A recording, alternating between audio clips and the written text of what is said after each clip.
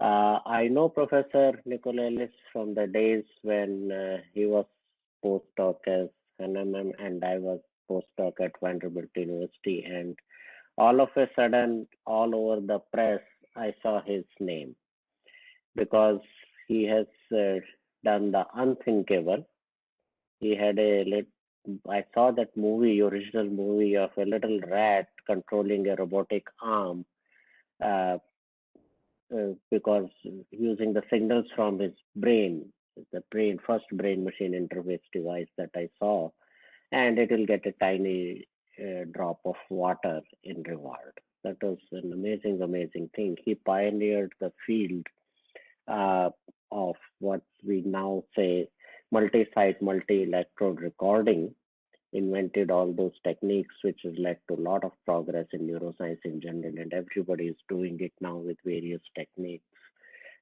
So Professor Nicolelis currently is the Duke School of Medicine Distinguished Professor of Neuroscience at Duke University, where he is also a professor of neurobiology, biomedical engineering, neurology, neurosurgery, and psychology and neuroscience. He is also the founder of Duke Center for Neuroengineering. He is the founder and scientific director of Edmund and Lily Safra International Institute for Neuroscience of Natal.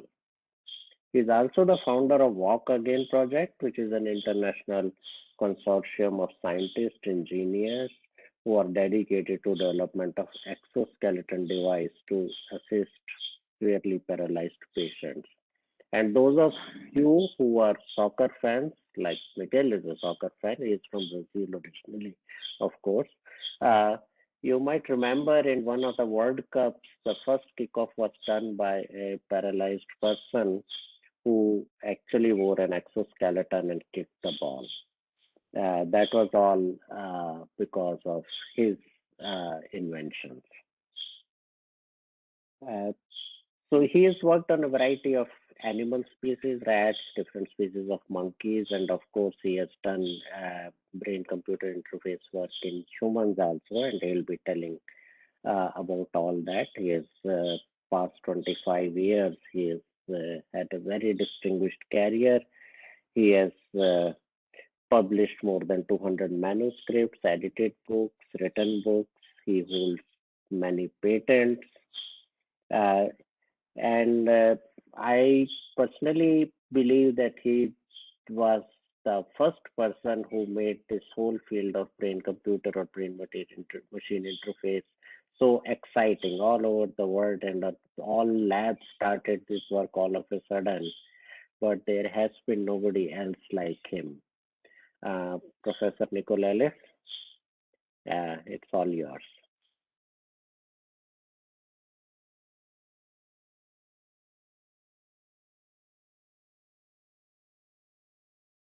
I think you're muted still. Yeah, sorry, I was mute Yeah, to listen to you. yes. But what I was saying, thank you very much, Neeraj, for this kind introduction and for the invitation from the IITJ. It's a great pleasure to be here to speak to you and to your colleagues and to the students. It's a pity that we cannot do that personally. I haven't been in India yet in my career, but I'm planning to after this pandemic is over. Given that I had so many great students from India, I would like to visit some of them and visit the country that I admire so much. So thank you. I'm going to try to share my slides here. Just please just confirm that you can see the presentation. Yeah, Is yeah, that I okay? can see it. Perfect. Perfect. Yeah. So what I want to do today is just to make a global overview of what have been these actually 22 years of brain-machine interface research since John Chapin and I, as Neeraj was mentioning, decided to create this paradigm initially with rats, but we soon moved in my lab at Duke to monkeys because the demonstrations that we wanted to make require animals that could do more complex tasks. So my plan is to go from the basic science related to the brain-machine interface and why we could link brains to machines, and how we quickly evolved to develop neuroprosthetic devices and finally discovered that the use of brain-machine interfaces by chronic spinal cord injury patients could lead to partial neurological recovery through a phenomenon that Neeraj knows very well because he worked with the father of brain plasticity, John Cass, how plasticity allowed us to induce partial neurological recovery in these patients. So this is a summary of these 22 years, as Neeraj was mentioning. It all happened because when I was a postdoc in John Chapin's lab, the two of us developed this technique that we call chronic multi-site many electro recordings for behaving animals. You're going to see a few examples of what we can do when we implant hundreds of microwires, flexible microwires in the different areas, cortical and subcortical areas of the brains of primates. And for about 20 years, I work on the basic issues of neurocircuit dynamics and plasticity in a variety of animals, in a variety of preparations. And from this work, the body of this work, I derived these principles. I'm going to show you about 10 of them, principles of neuroensemble physiology that led us later on in the late 90s to develop a new paradigm that we call brain-machine interfaces. I'm going to show you how that evolved. And finally, by creating this paradigm, we were able to design a variety of new experiments that led to a global theory of how the brain actually works, but also the development of new therapies to treat a variety of neurological and even psychiatric disorders that we all know have very little therapeutic options available for patients. This is the classical and original diagram, engineering diagram of a brain-machine interface. As you can see, it's a closed-loop control system in which extracellularly recorded electrical signals recorded simultaneously from large numbers of individual neurons in the brain are conditioned and processed in real time so that we can use mathematical computational models to extract the motor commands that are produced by these circuits, particularly the frontoparietal circuit. And then by extracting these motor instructions and translating them in digital commands, we can make artificial devices that can be mechanical, electronic, or even virtual limbs move according to the commands of the user. And the user, of course, can be animals or humans, as I'm going to show you. And because we provide visual, tactile feedback from this actuator, this artificial actuator back to the brain, we actually close this control loop and can actually influence the brain based on the feedback that we provide from the actuators that are controlled directly by electrical brain activity. This is the general schematic, and I'm going to show you that in these last 22 years, a lot of changes have happened in this design, but this key loop remains stable. This is just to show you a side view of the cortex of a rhesus monkey, because this is the animal that I'm going to speak mainly during this talk. And you can see here the cortical areas of interest that we use to implant our sensors. Premotor areas, the primary motor cortex, the primary somatosensory cortex, and the posterior parietal cortex. We implant in pretty much every animal, if not all, most of these areas simultaneously in both hemispheres to create large samples of cortical neurons in the frontal parietal loop to do the kind of experiments that we do. And these are the sensors. I'm showing here 2 generations of these microwire-based recording cubes. These are, 3D printed circuit cubes in which you can place very flexible stainless steel tungsten filaments covered with a particular isolating material like Teflon or Isanol, and then create specific configurations that can be 2-dimensional or even 3-dimensional to record from large numbers of neurons simultaneously in behaving animals. This is a sample of the extracellular recorded action potentials from a large number of microwires implanted in one particular cortical area, the motor cortex. Here we have 242 neurons from about 128 channels. And you can see that from individual channels or individual microwires, we can record more than one neuron simultaneously. These are the colors represent different neurons being recorded extracellularly, and the quality of recordings is really very nice because these wires don't damage the tissue as rigid electrodes would do. They move with the tissue after the implantation, so you have a very high quality signal to noise, and you can record these signals for long periods of time. So this is a bird's eye view of one of these implants. You can see the different connectors here, and here is a sample, the largest sample that we got from one animal using this technology, close to 2,000 neurons. And since they come from different areas, from frontal to the parietal lobe, you can actually have a sample of the dynamics of this very important circuit that connects the frontal and the parietal lobes in primates. This is just to show you that with the introduction of wireless technology, multi-channel wireless technology, about 6-7 years ago, we were able to actually make these implants not only permanent as they always been, but with no cables tethering the animals to equipment, to computers or to amplifiers. Basically, we're able to remove these cables and let animals behave freely while we record wirelessly hundreds of neurons simultaneously in these animals. And in fact, we did not only individual animals, but groups of animals, up to 3 animals recorded simultaneously thanks to this technology. And of course, the greatest advantage in addition to large numbers of neurons recorded simultaneously of this technique is the fact that we can keep these recordings going for long periods of time. This is just one paper that we published in 2014 showing the evolution of 8 animals during that decade. Basically, we did all our experiments during a decade in the lab with about 8 animals. And one of them that is represented here in red, this is the yield of neurons over time. Actually, we were able to record this animal until 2018. So it was implanted in 2009. So we got data from this animal for almost a decade, about 8 years, 8-9 years. And the animal was subjected to a variety of protocols, a variety of experimental protocols.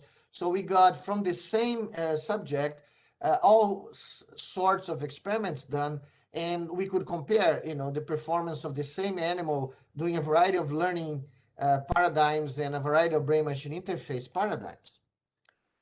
So let me show you how this is started in monkeys. Neeraj mentioned the first paper that John Chapin and I published with a brain-machine interface. It was done in rats, recording 48 neurons, and was a very simple proof of concept in which we use a very simple 1 degree of freedom robotic arm. But a couple of years later, we did an experiment in owl monkeys, monkeys from the New World, from the South America, where I am right now. But a year later, we did our first experiments with rhesus monkeys. And this is it. This is the pioneering experiment with brain-machine interfaces in rhesus monkeys, in which animals learn to use a joystick to control a cursor that has to cross a target that appears randomly on the screen, so that if the target is crossed properly and in the due time, the animal gets a drop of juice. So it gets a reward for each correct trajectory produced to cross the target. Well, while our animals were doing that, we were recording at that time about 100 neurons simultaneously from the primary motor cortex all the way to the posterior parietal cortex, sending these signals to a wall of computers running 21 computational models, trying to extract 21 different motor parameters that could be used to reproduce in a robotic arm, a 7 degree of freedom robotic arm, an industrial robot, the kind of movements that this animal makes when it's playing this game. Well, when we saw that the animal was becoming very proficient and our brain-machine interface was working very well to reproduce these movements in this robotic device, we actually removed the joystick, we turned on the brain-machine interface full power, and we asked the question, can these monkeys realize that if they just imagine the movements that they need to make to play the game without the joystick and without producing any movement of their own bodies, can they actually make this robotic arm take control of the cursor movements and play the game just by thinking, just by imagining what kind of movements need to be done? This is to show you what happened when we asked that question. This is our first monkey, Aurora. Here is she playing with the joystick. This is the cursor, this is the target, and you can see that she's very proficient. She can make very nice trajectories very quickly, cross the target, and get juice as a reward. So she'll do that for 1,200 trials a day and get about 400 mLs of juice every afternoon. Sometimes she does it by chance because she's just trying, she's so eager to get the juice that she's trying to guess the location of the target. But she cannot play the game just by guessing because there are 32 different positions of the cursor on the screen. So on the target of the screen. So she has to actually create elaborated trajectories of the joystick and get there. But as she was doing that, we were recording her brain activity and training our algorithms to see if we could reproduce these trajectories in a robotic arm. And that's exactly what you're going to see here. This is a few minutes later. We took away the joystick. The animal is not going to move anymore because there's no point in moving.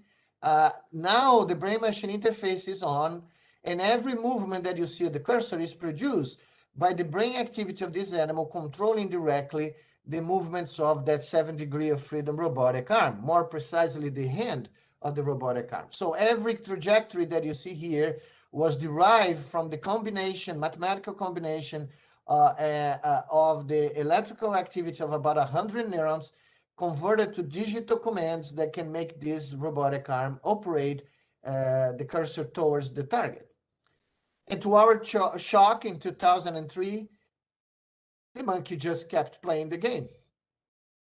The models were so good that they could reproduce even the pre-target attempts to create trajectories, the cheating that the animal is trying to make. And as she got used to the paradigm of not using her body, but using just her brain activity to control this cursor, she got as proficient as she was when she was using the joystick. It took about 2 weeks, but she got to the same levels of behavior proficiency, the same amounts of juice, and the same amount of correct trials produced every day.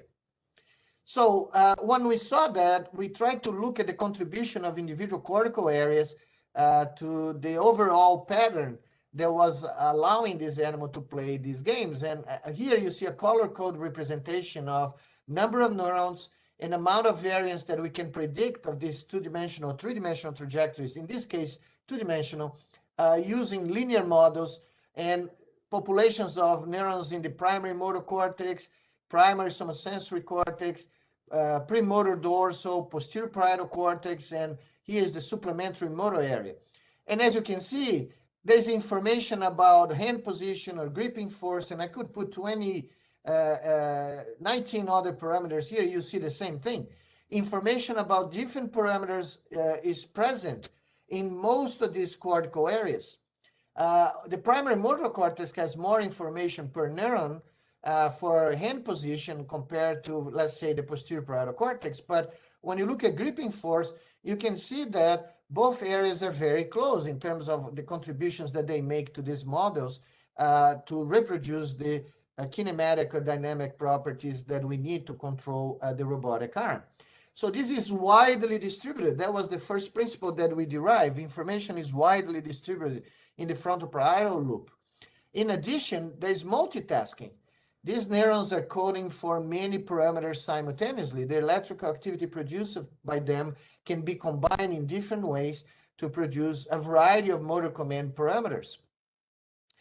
More than that, if you start removing neurons individually, statistically, what you see is that below a certain level, the BMI, the brain-machine interface, is not going to work very well. So you need a mass of neurons individual neurons are not sufficient.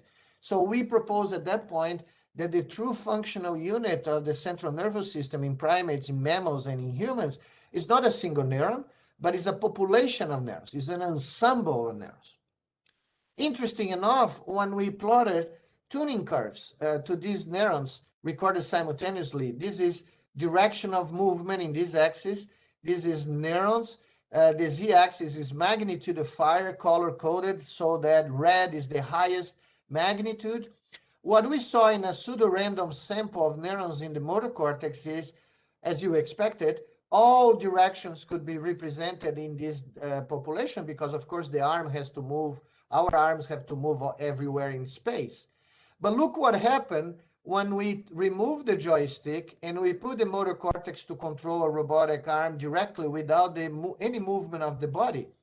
Well, the cells in motor cortex continue to have tuning curves, but they were different than the original tuning curves that we saw. They were related primarily to the direction of movements produced by the robot. Because of the visual feedback, the tuning of these neurons was distinct from the tuning that we saw when the animal was moving its own arm. So we suggested that this reflects the fact that the robotic arm, when it's controlled by the brain-machine interface, is actually assimilated by the brain as if it were an extension of the animal's own body representation.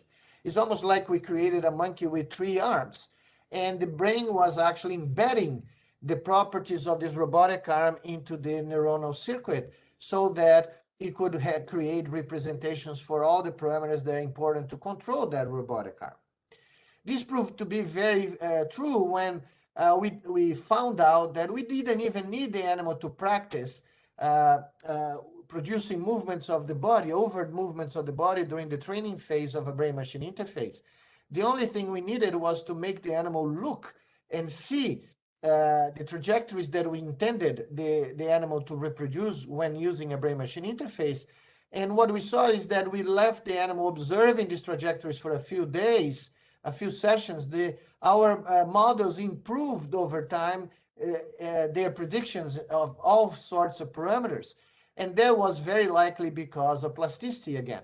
The animal was incorporating these trajectories, and when we asked the animal to control a brain-machine interface that was responsible for moving avatar arms of that we created computationally, the animal did that without ever moving its own arms in training sessions prior to the application of the brain-machine interface. That showed a very important result that we only recognized much later on in 2013, when we published the fact that here are 200 neurons recorded simultaneously in the primary motor cortex while the animal, after receiving a visual cue, is moving its own arm. And what you see is this beautiful pattern of activity, very strong, very precise in time, generating the motor program in the motor cortex that is going to be used for the animal to move its own arm.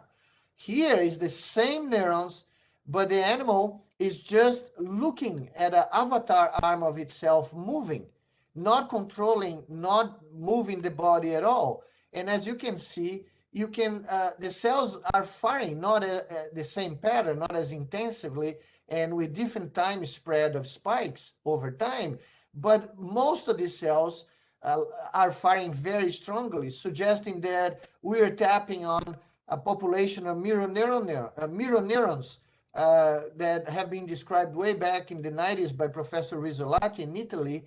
There are neurons in motor cortex that respond not to the movement of the subject or prior to the movement of the subject, but when the subject observes movements of other members of the species or even humans moving their own limbs. So we probably, when we do these brain-machine interfaces, we realize that we are very likely recruiting mirror neuron circuits in the frontal parietal loop of the cortex of these animals to control the brain-machine interface. So that was a very important discovery. So these are the principles that I mentioned to you. I don't have time to go individually, but I mentioned the distributed coding, the multitasking, the single neuron inefficiency principle. Single neurons are limited in encoding a given parameter. The plasticity principle. So this is all published. There's this big review that you can look at and see a very thorough description of our theory on how these principles influence the behavior of individual populations or neural ensembles. Basically here, I'm showing to you that as we evolve and as we implemented the wireless technique, we were able to perform experiments that nobody expected us to be able to carry it out. Particularly here, the work of one of my dear Indian students showing Shankari Hajangan, showing that she was able to train animals to drive electronic wheelchairs just by using the combined activity of large populations of neurons recorded simultaneously and transmitted wirelessly to the controllers of this wheelchair. But wheelchairs are not the kind of objects the monkeys are used to or learn to control. It has nothing to do with their body kinematics or dynamics. So this was a very interesting demonstration. And what you're going to see here now is how this monkey learned to control or to generate trajectories to control the movements of the wheelchair from initial positions in a lab room all the way to a target where the monkey can collect a great reward. So I'm going to show you first from the ceiling, a camera on the ceiling, so looking down on the monkey driving in the room, and then from the front. So first you can see now the monkey is driving the wheelchair towards the left to collect grapes. We place the monkey back in a new position in the room. He has to generate mentally new trajectories that we can download to the wheelchair and make the wheelchair go to the intended target. So the monkey literally is driving this wheelchair just using brain activity. So you see now from the front, the animal doesn't need to move until it gets close to the pod to collect the grapes, and it doesn't do it. It gets very used to just drive the wheelchair and to get in there. Interesting enough, when we look at the cortical activity of neurons in the primary motor cortex of these animals, what we saw was shocking. We basically identified place cell activity, like what you see in the hippocampus of mammals. We saw the same kind of place cell activity, encoding of external space by individual neurons in the primary sonosensory, primary motor, and other cortical areas. So you see here positions, Y and X position. In the Z-axis, firing of an individual neuron. This is the pod area where the monkey collects the grapes, and you can see that this neuron codes for this particular arc of space and is very stable, independent of whether the monkey is looking this way or looking that way. Again, another cell. And when we combine this place cell activity, which was supposed to exist only in the hippocampus, the areas associated directly to the hippocampus, we are able to show that they were very stable over time and that we could generate trajectories based on the sum of the place cells in primary motor cortex and the premotor dorsal cortex. They are very similar to the trajectories that you can derive using place cells in the hippocampus. This was a proof, the beginning of a series of experiments that showed that we could show that primary motor cortex cells, for instance, don't code only for kinematic and dynamic parameters or motor parameters.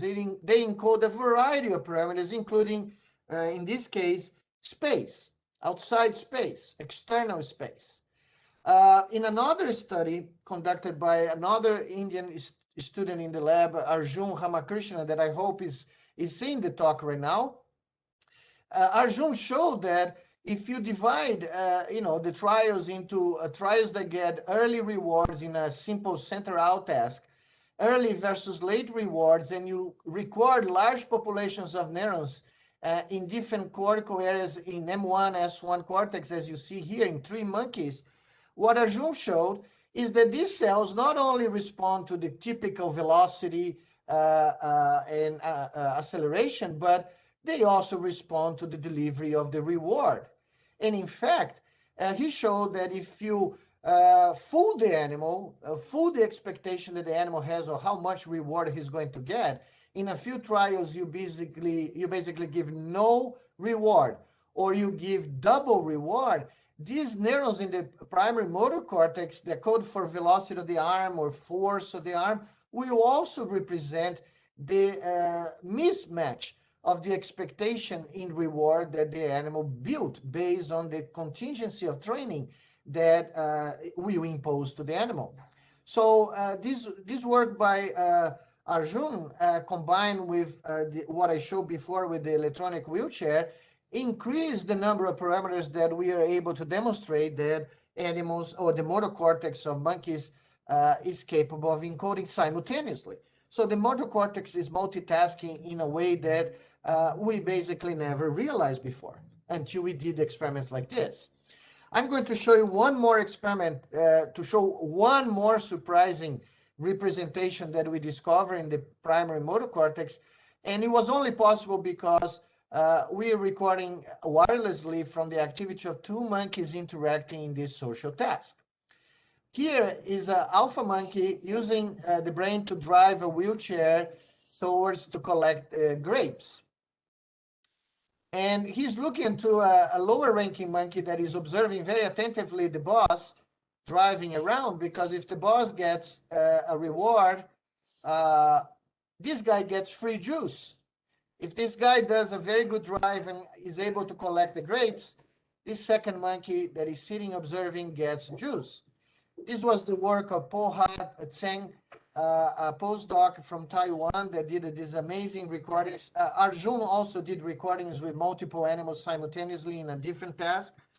But what we observe in this particular one is that if you look at the brain activity of the monkey that is observing, at the same time that you look at the activity of the monkey that is driving, you identify these periods of hypersynchronization, interbrain synchronization. These yellow spots are action potentials produced by individual neurons in both brains simultaneously.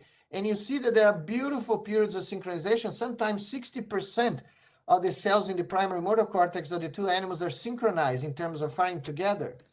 When we zoom inside these synchronized episodes of interbrain activity, what we found is that we could obtain the position of the wheelchair from both brains in both animals, both the one that is driving and the one that is observing. We could also calculate the velocity of the wheelchair moving in space from this synchronization of activity in both brains. But more surprising than that was the fact that if we had the alpha monkey driving and the lower ranking monkey observing, the interbrain synchronization increased significantly when the driver got closer to the observer. And this happened primarily when the higher ranking animal was driving and the lower ranking animal was observing. The opposite condition, the lower ranking driving, the higher end observing, had some synchronization, but not as much. So we actually could predict the social ranking of this interaction by the amount of interbrain synchronization across the two animals' brains. So the motor cortex apparently encodes social interaction and social parameters in addition to everything that I showed you before. This was a further proof that multitasking and distributed representations are the rule, not the exception in the cortex. Well, just to finish now, I'm going to show you that all this basic science converge, and it allowed us to fulfill a promise and a vision that John Chapin and I had back in 2000, when we proposed in an article first in Scientific American that then was reproduced in many other journals, that given our first results of brain-machine interface at that point, that if we had the capability of recording the same large-scale brain activity in humans that have suffered a severe spinal cord injury that rendered them paraplegic because the brain programs generated in the cortex could not anymore reach the periphery of the body due to the interruption of the spinal cord, that a brain-machine interface generated or created with the concepts that you just saw, using ways to sample in real time large-scale brain activity and computational mathematical models to extract motor commands that could go to artificial body that this patient would wear, this apparatus could allow this patient to regain mobility, to regain functionality. This was what we proposed in 2002. By 2012, I learned that Brazil was going to host the 2014 World Cup, which was, as you can imagine, for Brazilians, the second closest thing to a religious event. And when I learned that, I went to the president of Brazil and suggested to her that to make this opening ceremony special to the whole world, not only to the sports community, but the whole world, what about if we had the opening kickoff of the World Cup delivered by a paraplegic, a Brazilian young paraplegic, who using a brain-machine interface to control an exoskeleton, a robotic lower limb exoskeleton, that would allow this subject to deliver the opening kickoff of the World Cup, an event that is seen and was at that time seen by about 1.2 billion people. She said yes. Next, I went to the president of FIFA, and he also said yes, which was a shock to me. And at that point, we basically generated this project, this consortium, the Walk Again Consortium, a non-profit scientific consortium formed by more than 150 people from 25 countries that came together to try to make that demonstration happen, to show to the world that neuroscience was getting close to propose a new variety of therapeutic approaches that could lead to new options, new therapeutic options to millions of patients that suffer from devastating brain disorders that cannot be treated properly right now. For that, we selected a group of 8 patients out of 65,000 patients in the Brazilian spinal cord injury database, patients that had had devastating spinal cord injuries, almost some of them more than a decade ago, some 3 years, 5, all the way to 13 years ago, all of them with no sign of neurological recovery whatsoever. And we put them through a training paradigm that involved everything that you saw in our monkey studies, starting with an immersion in a virtual reality environment. And I have to say here, we use a non-invasive method, EEG, electroencephalography. We didn't implant any human. We realized that we could do everything that we wanted with EEG. And first, we make these patients use their EEG to control avatars of themselves in soccer fields, in virtual soccer fields, and provide tactile feedback through haptic displays applied to the skin surface of their forearms to retrain the brain to reacquire a sense of self that included the lower parts of the body that the patient could not move or feel after the spinal cord injury. After that, we progressively move these patients to different kind of customs or off-the-shelf robotic walkers up to the point where they were able to use this brain-machine interface to control a custom design exoskeleton that our team built especially for the opening ceremony of the World Cup. This is our first prototype of the exoskeleton. We are in the 3rd one. And as you can see, there's a cockpit where the patient is placed, and the patient is using the non-invasive brain activity recorded from the scalp by EEG to control this electrohydraulic system that allows him to move and to walk and to receive tactile feedback on its forearms. This is sensors that we apply to the surface of both feet to allow these patients to, when they step on the ground, to generate a pressure wave that goes all the way to their ipsilateral forearms, so they actually can feel, and the brain can create a clear representation of their lower legs, lower limbs, and also of their contact with the floor. This is illustrated here by one session, this video showing one of our patients training, observing with this goggle, avatar of herself walking on a soccer pitch while she receives tactile feedback every time the foot contacts the ground. She's actually exploring herself the best parameters in the parameter space here with her hands of frequency, intensity, and velocity of spread of the feedback wave that makes her experience, let's say, walking on the sand here or walking on the grass, as you saw before. So we train these patients, or they train themselves in this virtual reality paradigm until they get very proficient in recognizing the kind of texture they're walking on using the apparatus. This is one of the 8 days in which each one of our patients walk for the first time. This is in March 2014. The patient here was a T6, complete paraplegic, no movement, no sensation, no visceral function below this level. And here is the first day that he was able to actually walk using this EEG-based brain control interface. This is a safety system to give body suspension and preclude any fall from the patient. This is the first day this patient was upright after 6 years in a wheelchair, and you're going to see how delighted he is to walk again using this system.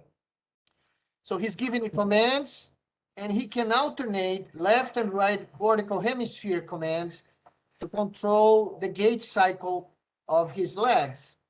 He's looking directly towards a big mirror in front of him, so he has visual feedback of him walking upright, so we can train his visual cortex and his brain as a whole, that he now has a new body that he can control voluntarily by just imagining that he wants to move. So these are the first 10 steps that this patient gave after 6 years, and every one of the 8 patients was able to do that. It was a very emotional day, I can tell you. Every time we saw these patients, some of them, as I said, 13 years in a wheelchair. This is just before we went to the soccer field. FIFA doesn't allow me to have the images of the actual kick because they wanted us to pay for the copyright. And of course, scientists don't have the kind of money that FIFA usually handles. So fortunately, before I went to the field, Juliano Pinto, the guy who delivered the opening kickoff of the World Cup, T4, originally T4, almost a decade of a very severe spinal cord injury that made him totally paraplegic below the level of the injury. Juliano asked me to do a final rehearsal. And this is what you're going to see. When you see the LEDs here, the LEDs, blue LEDs blinking, is that Juliano has rested his arm in the armrest, which allows the exo to actually be on. And once the exo is on, he can take his time until he imagines the movement that is necessary to move his leg and to kick the ball that my former student, Suleiman Shakur, which today is a professor at the Lausanne Institute of Technology in Switzerland, when Suleiman places the ball in front of this guy, Juliano is going to imagine the kick and basically do it. Here he is. He's turning on the exo. He's now starting to imagine the kick. And when the ball is placed on the ground, he just delivers the kick as he did on the field.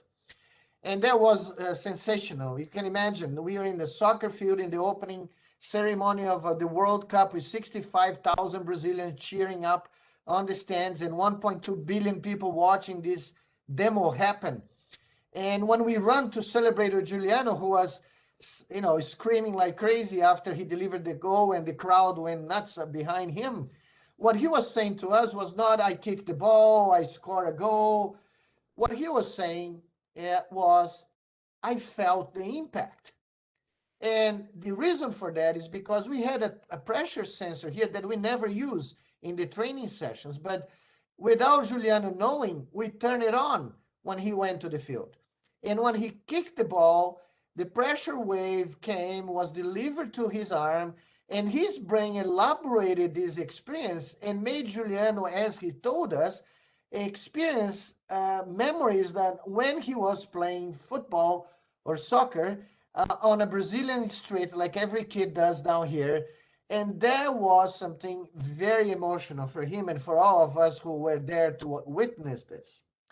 But the better thing, the most surprising finding was about to happen. A month after that kick, we brought all the patients to our lab again, And we did a thorough neurological examination as was mandatory in our clinical protocol.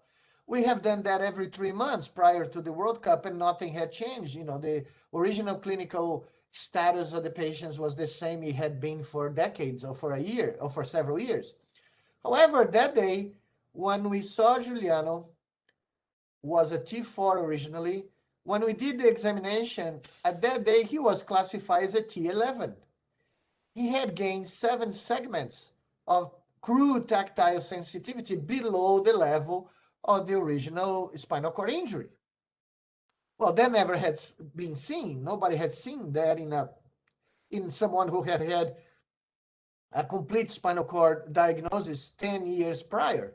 Well, we look at another patient that was a T11, as you can see in a moment, and she also had gained many segments.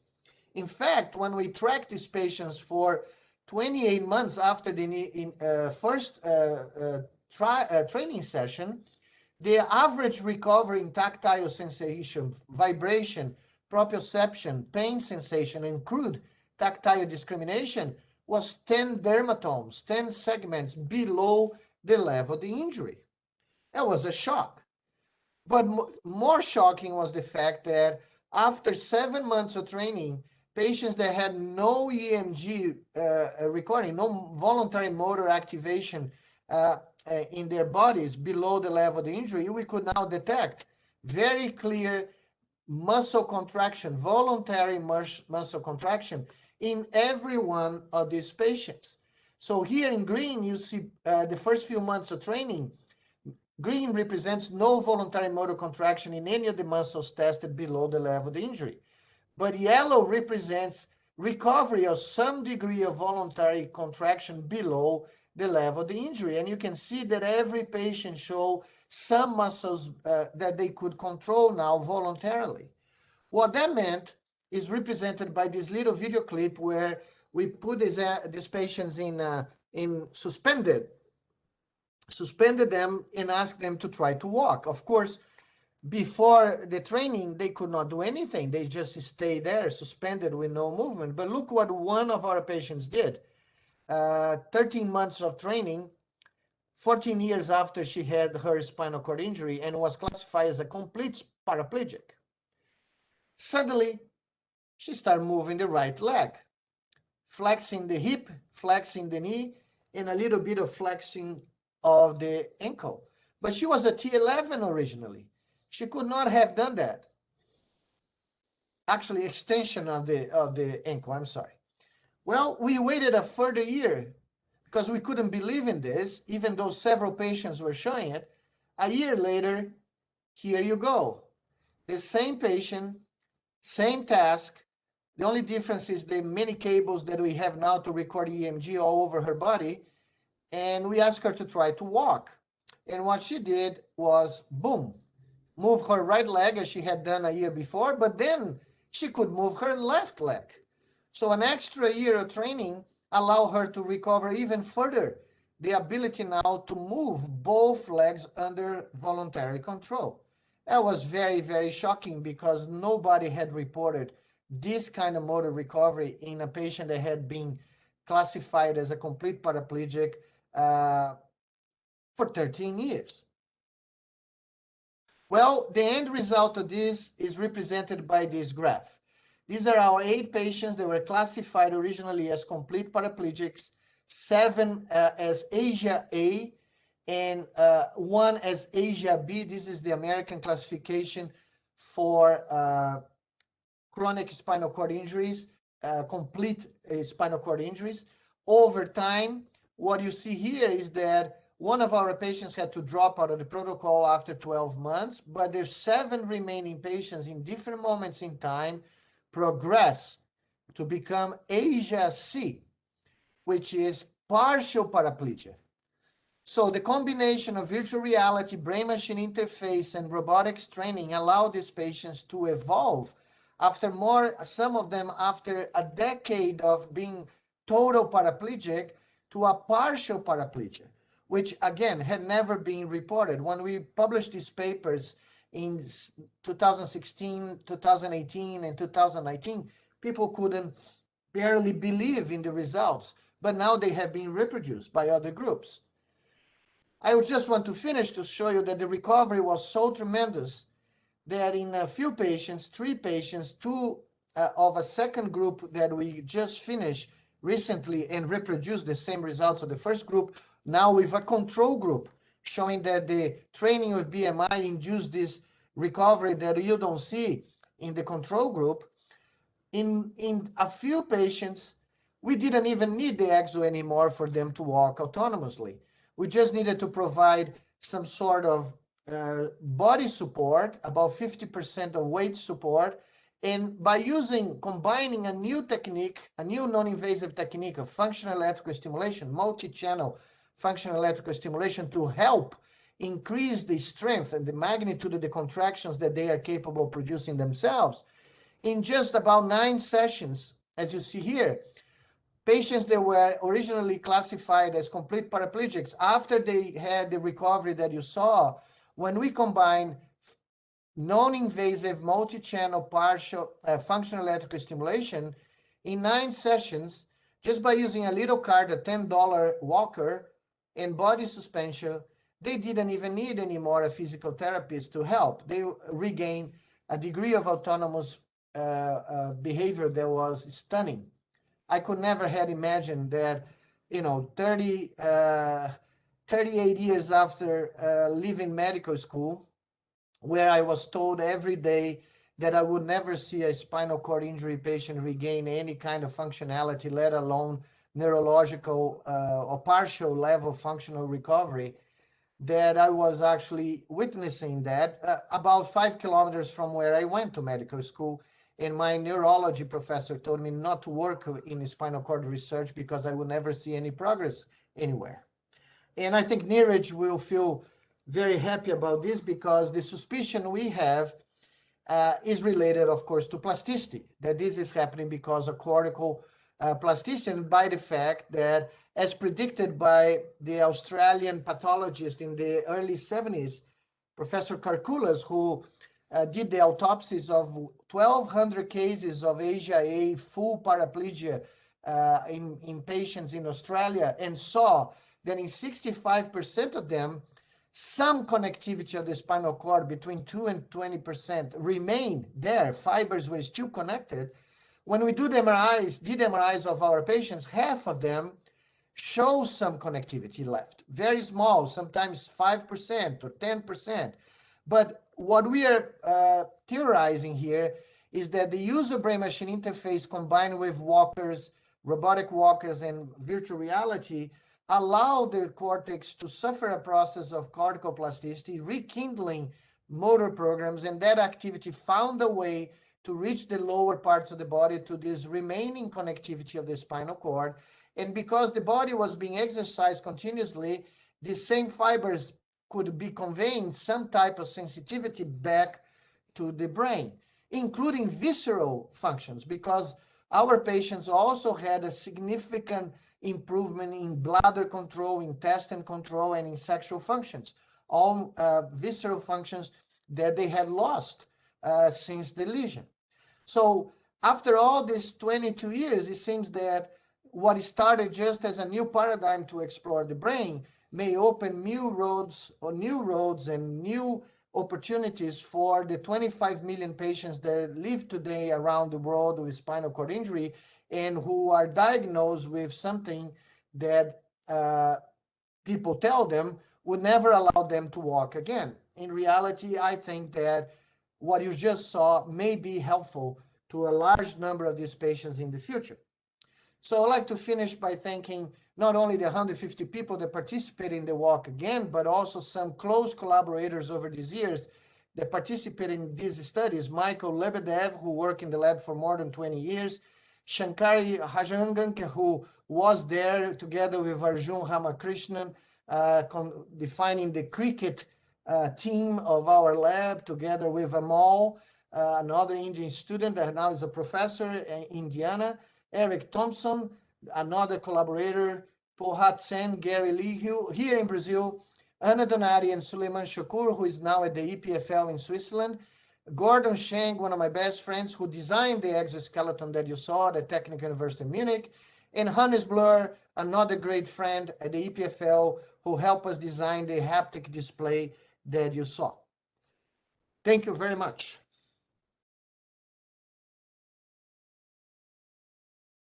Thanks, Miguel. That was a very, very scintillating talk, and it is just so heartening to see how much progress has been made from brain-machine interface to using external non-invasive technique to make these patients work. That's just fantastic. Thank you. Before we, yeah, that's just moving, I must say, in addition to science being there. Before we take up the questions from the audience, I would invite the panelists to ask their questions to kick off the discussion. Our director, Professor Chaudhary, Professor Nagar, Professor Vadera is there, Dr. Toteda, Professor Chaudhary. Yeah, it was a fantastic talk. And in fact, I heard about the story of this World Cup opening with this kick by paraplegic, but this whole story of making that happen was very, very exciting. So I have just one question related to this is that, see, actually, when we are picking up these EEG signals and based on that generating the control signals for the exoskeletons, there is a transformation process. In many cases, in fact, you have actually touched upon at one point that you've used artificial neural networks to do that transformation. Okay, it requires a kind of a learning system, a modeling for doing the transformation. So I have a small query in the sense that, does that modeling is different for different individuals, or you can use a one model to generate the control signal on the basis of the EEG that you're picking up? Yeah, in this case, you can use a very generic model for every patient because we are using modulation of a rhythm called the mu rhythm. So the mu rhythm is very prevalent in the frontal lobe, of course. And when the patient intends to generate movement, there is a modulation of that rhythm, right? And we discover that particularly the patient who delivered the kick of the World Cup, he was so good at modulating that at different levels that we could get 3 bits of information out of his brain activity. So with that, we run away with several algorithms that we call share control, where the lower level of the robot is done by the software and the higher level cognitive decision is done by the human. So in that sense, we were able to use pretty much the same model to all 8 patients. In fact, there are now 16 patients because we just concluded a second group of 4 control patients and 4, the same thing you saw right now. And we use the same strategy and it worked very well. So, and this is very important because we also wanted after the World Cup to reduce the cost of the entire system. And we are able now to reduce the exoskeleton to a device that is less than $10,000 for production cost. And the software was all implemented on an iPhone. So all that huge electronics that you saw in the backpack of the Exo is gone. And that was one of the reasons why we wanted a generic model to use. And it worked. Thank you. Thank you. Yeah, that's an important consideration for a country like India also, where the cost should be minimal. Otherwise, nobody will be able to afford it. And I'm glad that we're making some progress there. Professor Vadera, Dr. Toteja, any questions there? Well, I don't have any question, but then I should compliment Professor Nicolelis because it has been really wonderful talk. Of course, I'm not from the domain, but then I could, at least make out certain things. And very interesting to know that, cost is also coming down and things are being made simpler. So that is going to be very useful for the society. So I'm looking forward to see that how soon and how fast it can come to the use of common man in society. Thank you. My best wishes and compliments for this extraordinary work. Thank you. Thanks. Really, we got illuminated by your talk. Thank you. I appreciate it. Thank you. Thank you. I'll take an audience question, then I'll come back to the panelist again. There is a question that was there any specific criteria, this is from Nivedita, for selecting 8 out of all the patients that could have been selected for this? Well, we have a very large inclusion, a very large sample of patients that we could use, but we have an inclusion criteria that were shaped for the fact that we had to do a demonstration in the open air, in a soccer field, with all sorts of environmental conditions that were very important. So in the paper that we published in 2016, we have the inclusion conditions described there. You can see it's a huge list. And we had to have patients with very low level spasticity for wearing the exoskeleton. That's a very important thing, and no other comorbidities. But, it's a very big list. And that's the reason it took almost 4 months to select the 8 candidates.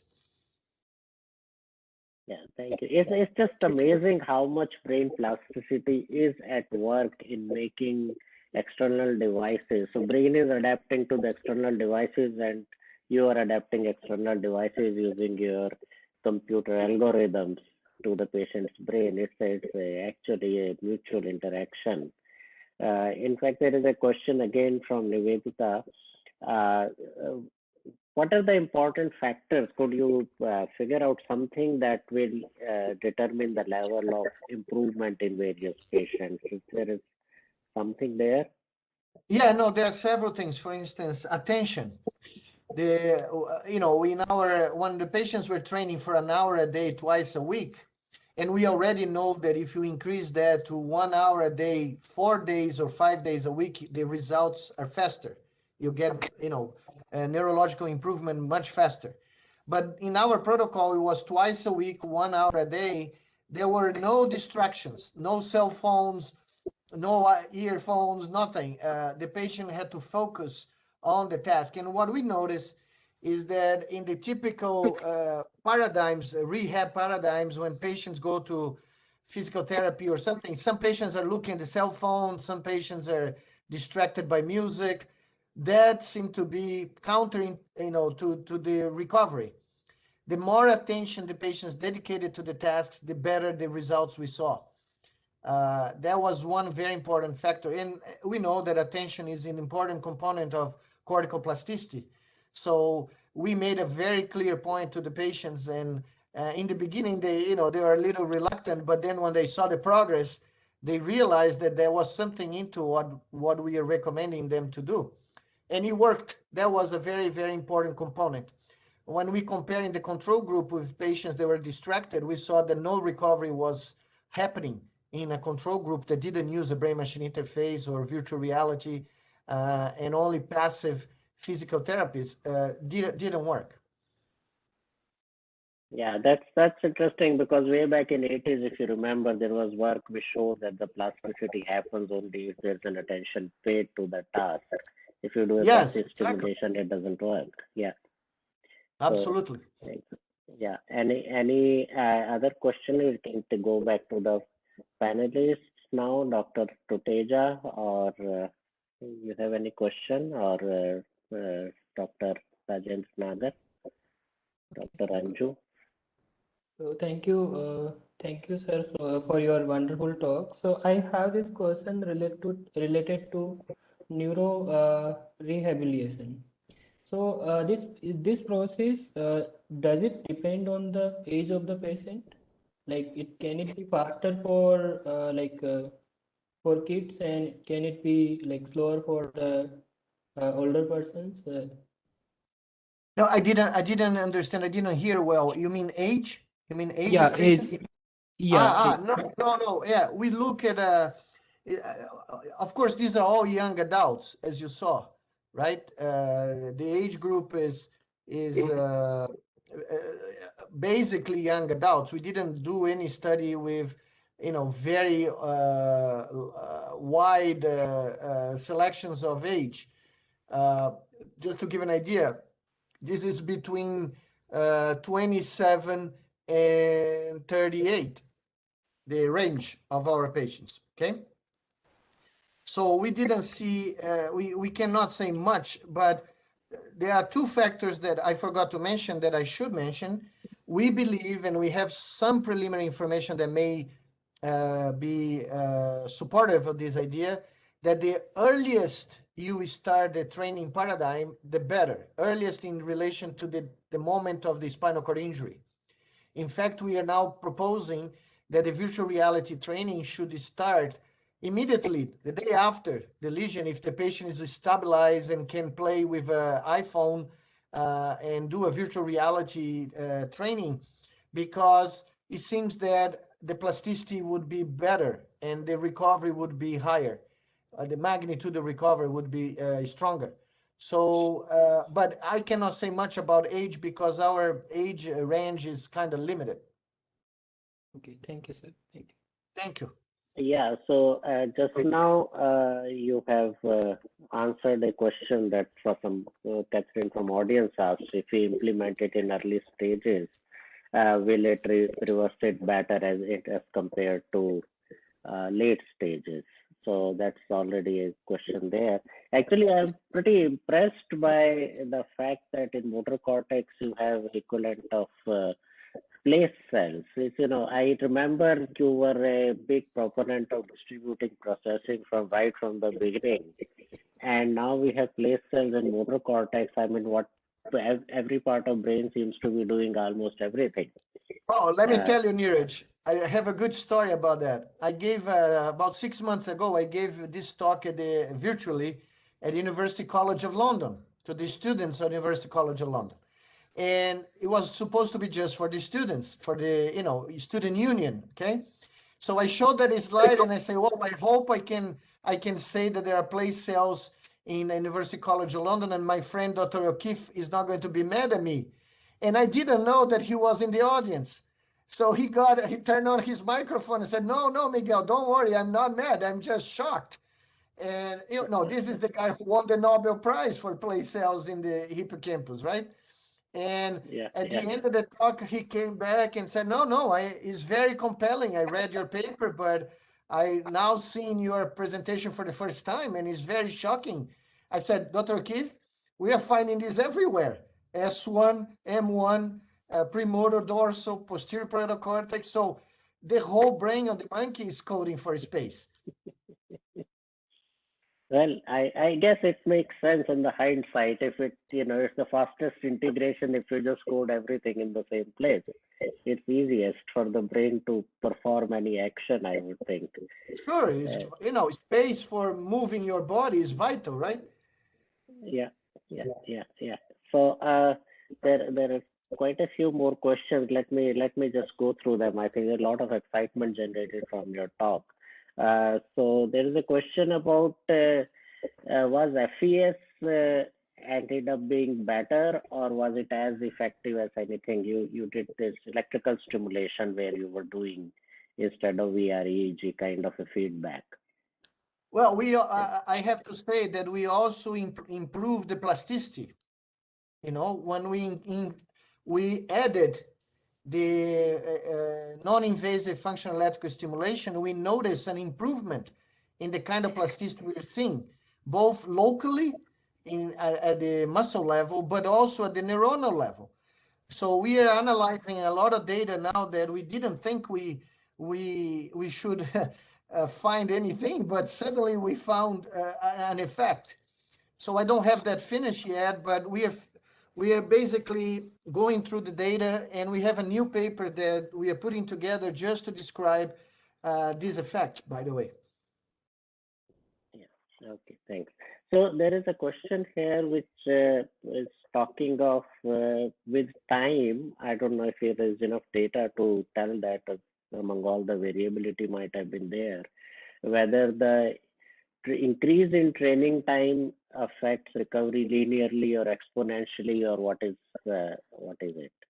Now, yes, frequency of training sessions, hours of study training, and number of days, cumulative number of days increase the recovery up to a plateau level. We don't know the plateau yet, believe it or not, because we follow these patients for about 32 months.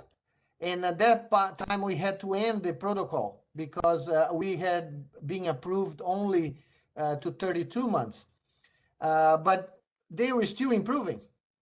There was one patient that was about to move to Asia B, which would be completely shocking, you know. All of them got to Asia C, but Asia B transition was about to happen, but unfortunately, from a legal point of view, we couldn't continue. So I believe that if we had done more hours per week, more sessions per week, you know, like 5 days a week, 1 hour a day, we could have got some of these patients to move to even higher classifications. Asia E is normal, right? I mean, we are getting to Asia D, not Asia B, I'm sorry. We are getting to Asia D, which is one stage below normal, okay? Mild paraplegia. And so I think that if we had done more hours and more sessions during that period, we probably would have seen at least one patient cross that to Asia D. Yeah, there's a question from Natasha, which is I'm paraphrasing. What is your opinion about invasive versus non-invasive kind of interventions for training, inducing plasticity, or controlling devices? Yes, in fact, I'm with Suleiman. We are just submitting a paper discussing exactly this issue. Look, we invented the non-invasive brain, the invasive brain-machine interface, and I'm very fond of what you can do with that in animals. But when you are in patients, you need to consider the patient's risk and the patient well-being as the first criteria, not how enamored we are with our own technologies and methods. And what I discovered with this 7-year study with patients is that for paraplegia, we can do a lot with non-invasive. We can get them to a very higher level of recovery. And then there will be a plateau. I'm assuming there will be a plateau. And then the decision is, given the recovery that we got with non-invasive, do the patient gain anything else by having a brain implant? Sure, it will be able to control devices with more resolution, more precision, but do we get really any further clinical gain that is really worth the while of the patient to subject the patient to a brain implant, a neurosurgery, which is very simple. It's not a complicated surgery, but it is a surgery. You have to open the head. There is a risk of infection. There is a risk of rejection. Yeah, we are proposing in this paper a series of criteria that you would, in paraplegia, that you would start with non-invasive and you would go all the way to the plateau. And when you reach the plateau, you have a lot of other criteria to decide whether you go into a invasive protocol. Now, if you have patients that are like completely paralyzed, totally paralyzed, like Lou Gehrig's disease, ALS, or other conditions in which the severity of the disease warrants a more invasive protocol to give benefits, then of course you go with invasive because the quality of the brain signal is much better and you can do much finer motor control with that. But I think at that point, I think that my medical training finally became useful because I started wondering, you know, when I saw these patients, we need to put the patient interest and the patient well-being and safety in first place.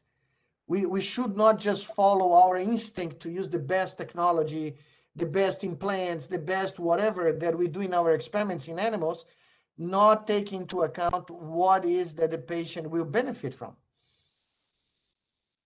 Right, thank you. So, you know, there is a very interesting part of your talk was where you recorded from multiple monkeys and you found there is some sort of an interaction in your recordings. There's a synchronization of activity, which is you alluded to mirror neurons there. So there is a question actually that relates to that.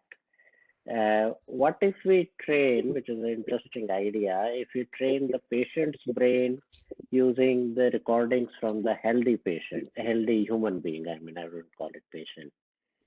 Oh, hey, I didn't have time to show you, but can I show one slide? Yeah, sure, sure. This will answer Pawan Kumar's question. Yeah, no, I just to give you a kick of this, because I haven't shown this very often yet. We haven't published this yet, but look at this. You have to go to, Can you yeah, see? there you are. Yeah, we see it now, yeah. Yeah, the work that I didn't show an experiment from Arjun showing 2 or 3 monkeys collaborating mentally to play the video game and controlling a virtual arm to go to a target in 3D. So Arjun was able to combine the brain activity of 3 monkeys in a shared brain machine interface to get that done. Well, here in Brazil, we did the same thing with a technician and a naive spinal cord injury patient that has to learn how to play the video game that we use in the virtual reality environment. And what is happening here in the beginning is 90% of the game or the electrical activity used in the game is coming from the technician and 10% from the patient, so that they can play the game right in the beginning. They have proficiency almost instantaneously. And as time goes by during the day, we are reducing progressively the contribution of the technician and increasing the contribution of the naive patient. What we saw is that the learning speeds up. We can get the training to speed up a little bit. So we have a few pairs of technicians and patients, or physicians and patients, and that helps. And so if by any chance Arjun is there, I can show you what he did. So this is 2 monkeys playing a shared brain machine interface. This monkey is controlling, let's say, the X variable, and this monkey is controlling the Y variable. And we combine their brain activity to get the virtual arm to go to the target. Very smooth. But Arjun was not happy with that, so he got 3 monkeys to play together in a 3D task. And this represents the contribution in 2 dimensions of each monkey, the red, the green, and the blue. And we combine the brain activity of the 3 monkeys to control this black dot that has to get inside this sphere in 3D, in X, Y, and Z. And look at the dance of the brains. One brain controls X and Y, the other Y and Z, and the other X and Z. When you combine the 3 brains, you get the black dot to move in X, Y, and Z. The monkeys don't know they're collaborating, but we created a brain net. And is this that I believe is behind the creation of social groups, the synchronization of brain activity of many individuals to perform a collective task. So one day I told Arjun that the future of this is cricket. So if we can do that in a cricket video game, we are going to be very popular in India. Amazing. Thanks. There are a lot more questions, but I think in the interest of time, we have to stop. And I just wanted to mention here that Dr. Gordon Cheng actually is giving the next talk in the series 2 weeks from now. You mentioned his name there. Yeah.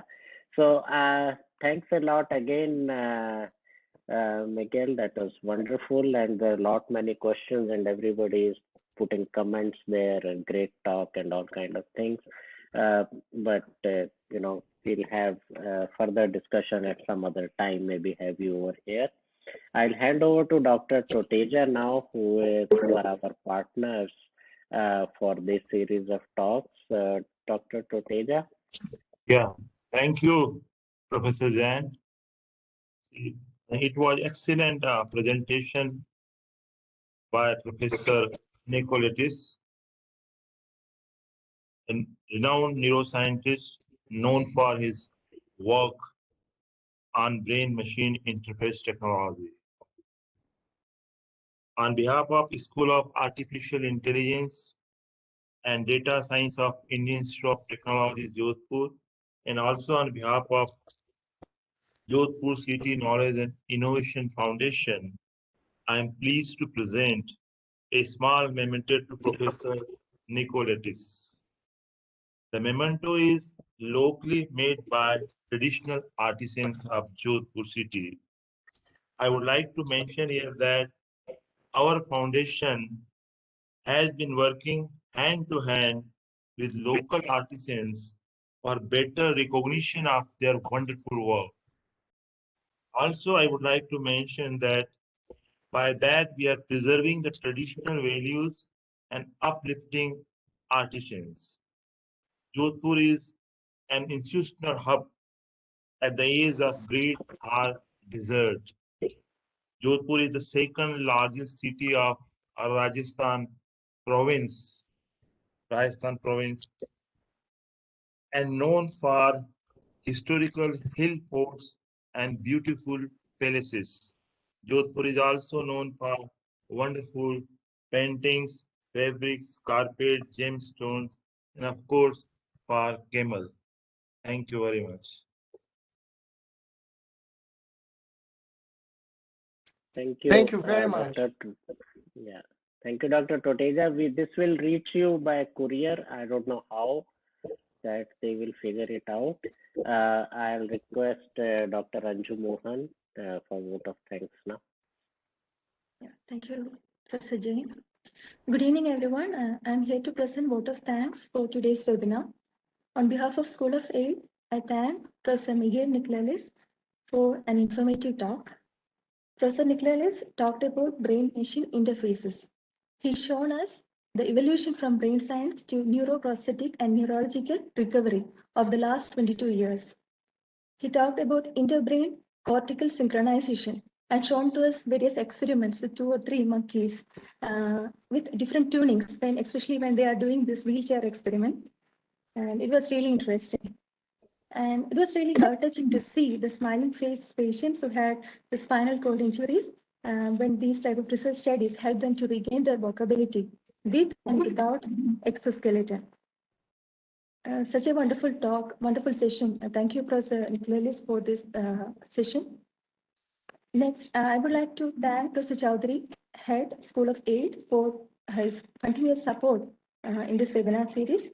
Next, I extend my sincere thanks to Dr. Toteja and team for JCKF collaboration in this webinar. Next, I would like to thank Professor Neeraj Jain, Dr. Manish and Dr. Rajendra for coordinating this webinar series.